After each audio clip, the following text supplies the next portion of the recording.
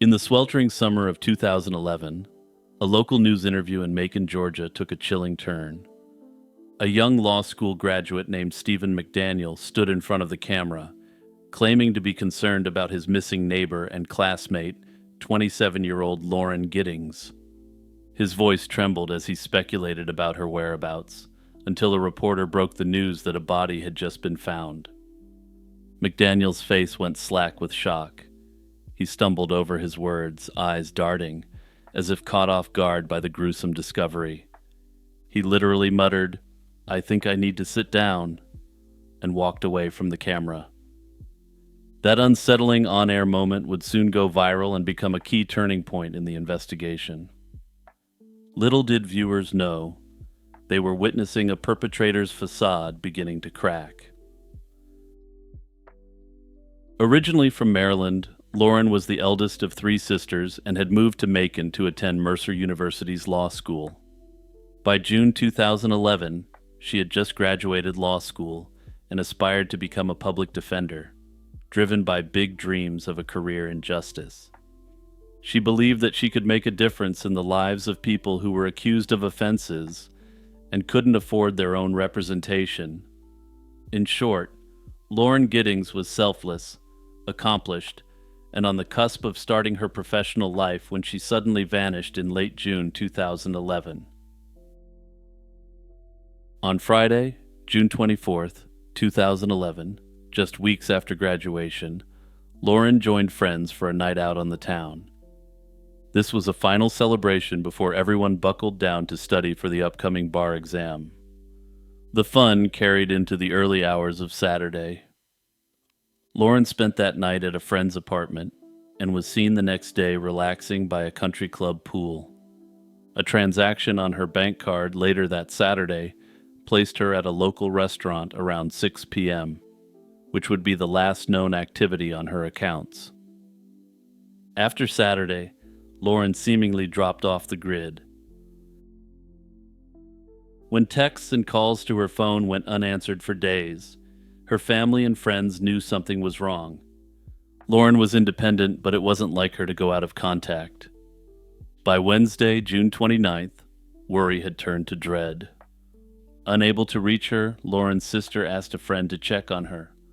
Lauren's close friend Ashley Muller, along with Muller's boyfriend, used a spare key to enter Lauren's apartment.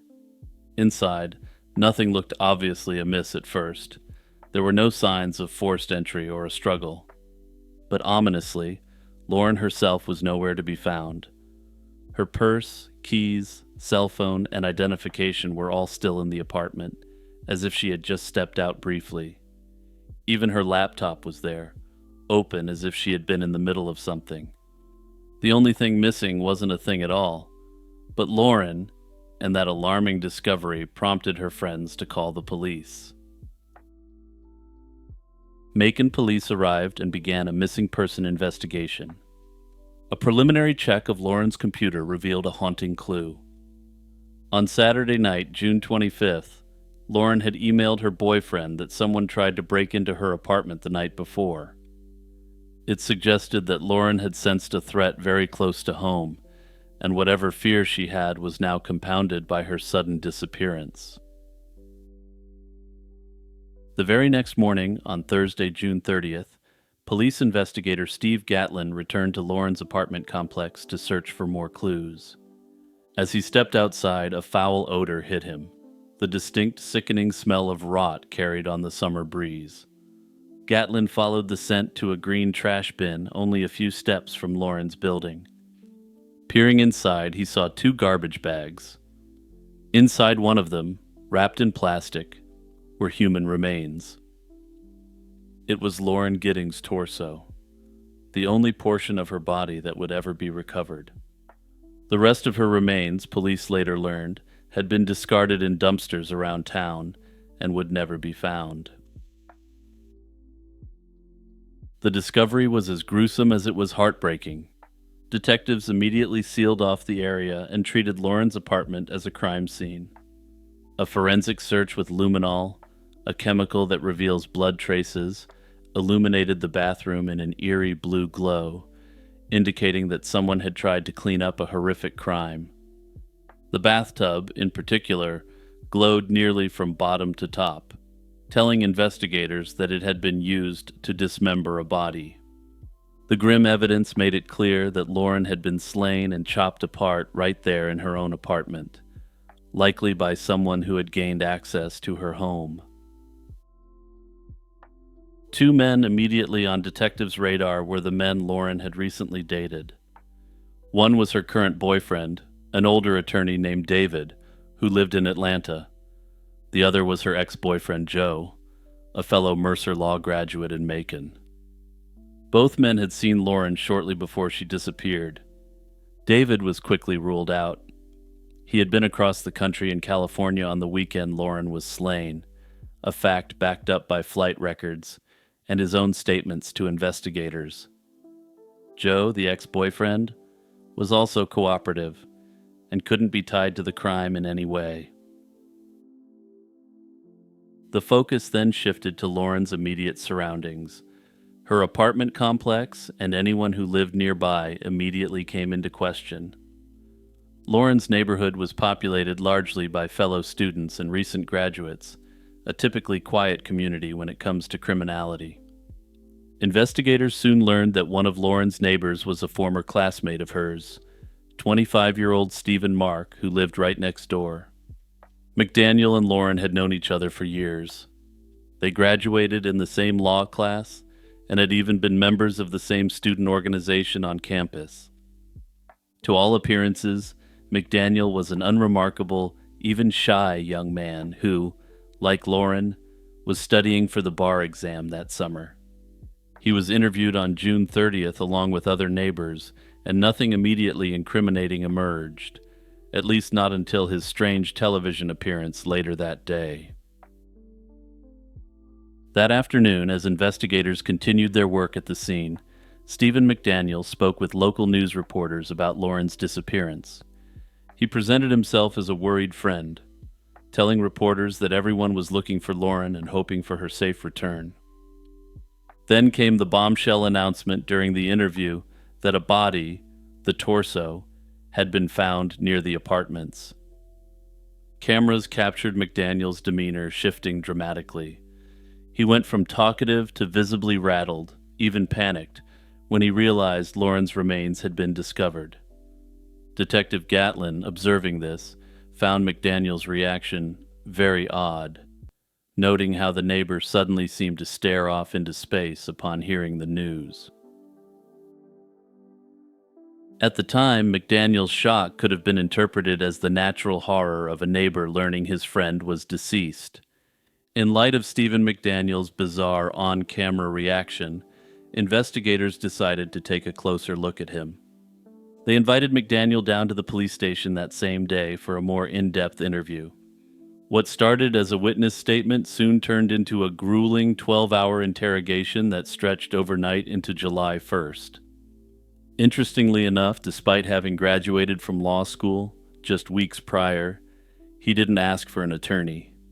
Considering he did it, I suppose we should all be thankful that he didn't take his legal education to heart. McDaniel initially stuck to a story that he knew nothing of Lauren's whereabouts. He even consented to police searching his apartment, maintaining an air of anxious cooperation. However, officers were already uncovering evidence that would contradict McDaniel's claims of innocence. Back at the apartment building, a sweep of the shared laundry room yielded a critical piece of evidence. Inside an adjacent maintenance closet, investigators found a hacksaw tucked away on a shelf. Crucially, the saw's blade appeared to have traces of blood at both ends, as if someone had attempted to wipe it clean, but hadn't done a thorough job. Forensic testing later confirmed it was Lauren's blood on the hacksaw, and its blade matched the wounds on her recovered remains. Finding a bloodied hacksaw, the very tool likely used in the dismemberment, was a major break in the case. It also meant that whoever did this to Lauren had used the building's facilities to hide or dispose of evidence. The maintenance area was normally locked, suggesting the perpetrator had inside knowledge or access. They investigated anyone associated with the building's management, but this yielded no meaningful leads. There was no obsessive maintenance worker or handyman, and no landlord who had exhibited weird behavior towards tenants. Simply put, everyone who should have had access to these areas was clean as a whistle. Investigators next turned their attention back to Stephen McDaniel. They learned that McDaniel had previously volunteered for a neighborhood watch and was known to have a bit of a locksmithing hobby. For those unaware, the key skills of a locksmith are being able to pick locks as well as create keys. Sure enough, when police searched McDaniel's small apartment, they uncovered two suspicious keys. One was a master key that could open the maintenance closets on the property, like the one where the hacksaw was found. The other was a hand-cut key designed to fit Lauren's apartment door. This meant McDaniel could have let himself into Lauren's home without forcing entry, exactly what Lauren's eerie last email had feared. Making matters worse, McDaniel had been sneaking into Lauren's apartment and stealing her clothing, including her underwear. As the hours ticked by in the interrogation room, detectives pressed McDaniel on these findings.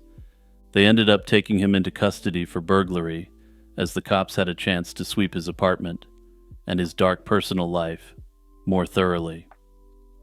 They talked to McDaniel's former roommate, who revealed a disturbing insight. Stephen McDaniel had often fantasized aloud about how to commit the perfect slaying and get away with it. The roommate recounted how McDaniel would obsess over gruesome scenarios. Meanwhile, forensic teams combed through McDaniel's electronic devices. What they found further cemented the case. McDaniel's computer contained some of the most dark and disturbing content possible. What was clear is that he had been dwelling on extremely dark fantasies. Most damning of all, investigators recovered a video file that McDaniel had made himself. The grainy footage showed the outside of Lauren's apartment window at night, filmed by McDaniel as he spied on Lauren just a day or two before she went missing. The angle suggested he had rigged a camera on a long stick to peek into her second-story window. In that moment, all the pieces clicked together. This was the attempted break-in Lauren thought she sensed. He had been stalking her, and the crime was premeditated. On August 2nd, 2011, a little over a month after Lauren's body was found, Stephen McDaniel was formally charged with her slaying.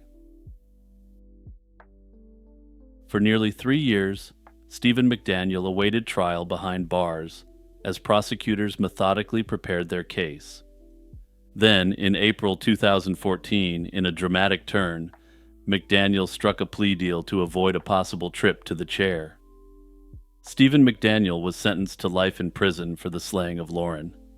Under the terms of the plea, he will have a chance at parole, but not until 2041, after he serves 30 years behind bars at minimum. Hey everyone, it's Jimmy here, just saying a big thank you for coming out and watching my content. Also remember to check out my podcast, Lazy Chill True Crime, by clicking the link in the description or by searching it up. The podcast has content from 2 of my channels, plus bonus content you won't see or hear anywhere else.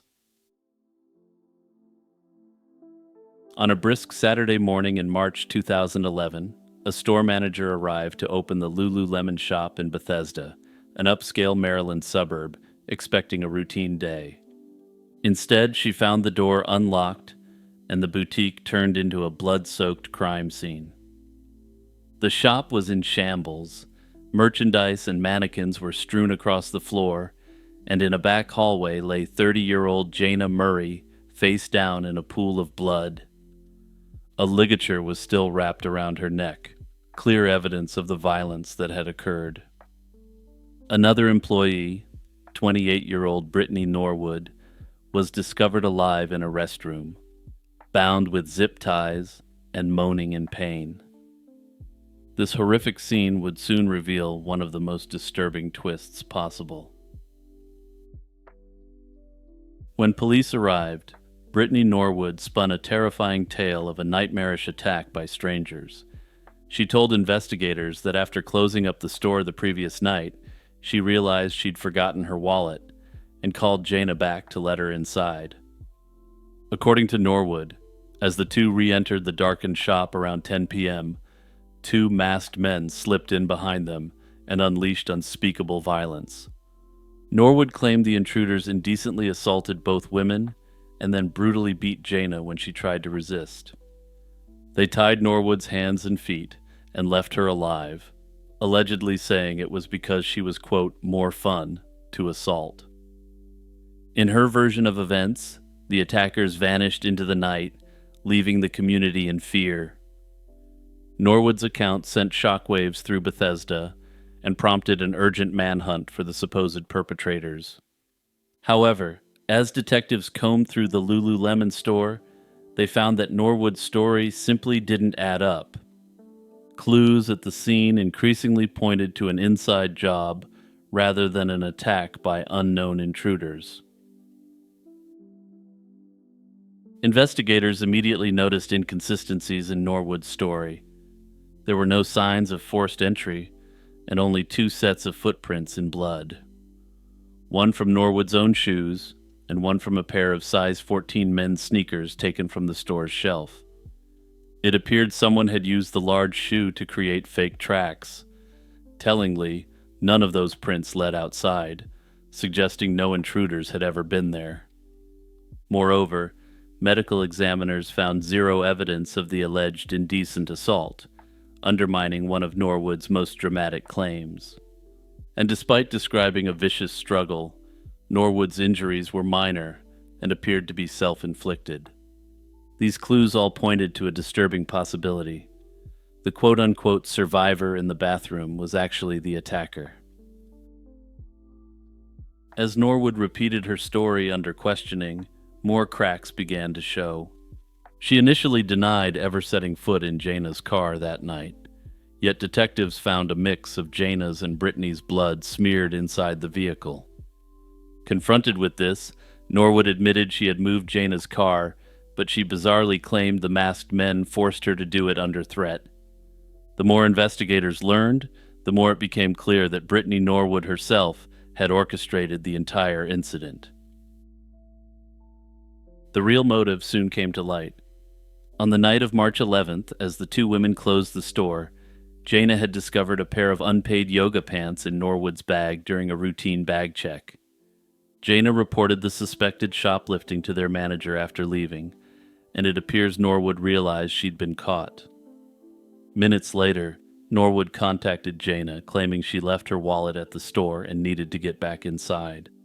Jana, trying to be helpful, agreed to return. Unfortunately, it was a trap. Once they were alone in the store again, Norwood attacked Jana in a furious rage. The ferocity of the assault didn't go unnoticed by others nearby. Employees working late next door at an Apple store overheard women screaming and one voice desperately pleading for her life.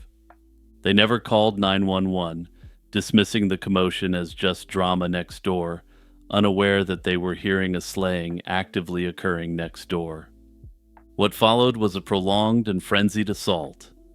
Jana Murray suffered a staggering number of wounds inflicted with whatever weapons Norwood could grab from around the shop.